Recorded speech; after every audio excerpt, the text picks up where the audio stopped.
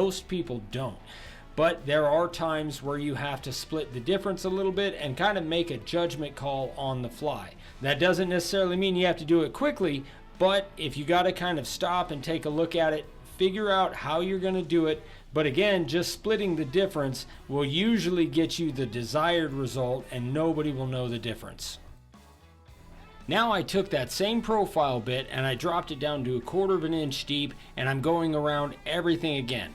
This is an extra step, but to be honest, it goes super fast, and when I go back with the 90-degree bit, it really is going to make that go a lot faster too, because I have plenty of room now. I don't have to get so close to my carving and risk hitting those things with that 90-degree bit, because once you do that, then you got some bigger problems on your hands.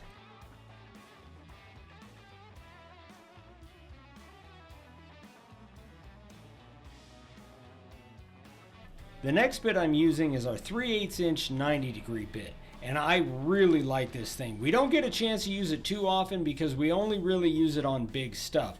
This is about the smallest thing I would use it on, and the reason for that is it takes out a lot of wood and it flies through that wood, so it's really easy to mess up your carving with it. Now I went at 3/16 of an inch deep, but I probably could have taken it a little bit deeper, maybe even 1/4 of an inch.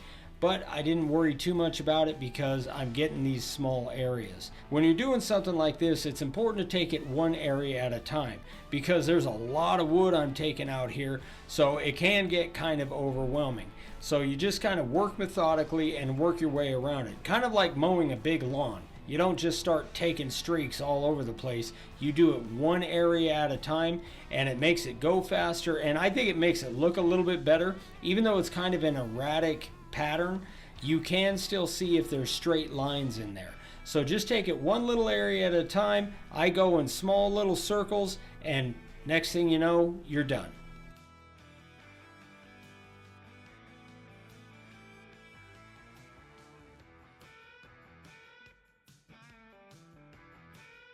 The last bit I'm using on this sign is our 45-degree chamfer bit. And now I was kind of torn on what to do on the edge, but I decided just to go with a nice little chamfer, a small one on the back and then a nice deep chamfer on the front, and it gives it a good finished look.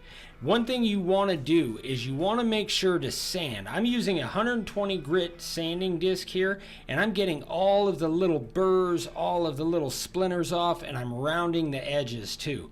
Rounding the edges on your woodwork gives it a nice clean finished look, and it helps people from getting splinters.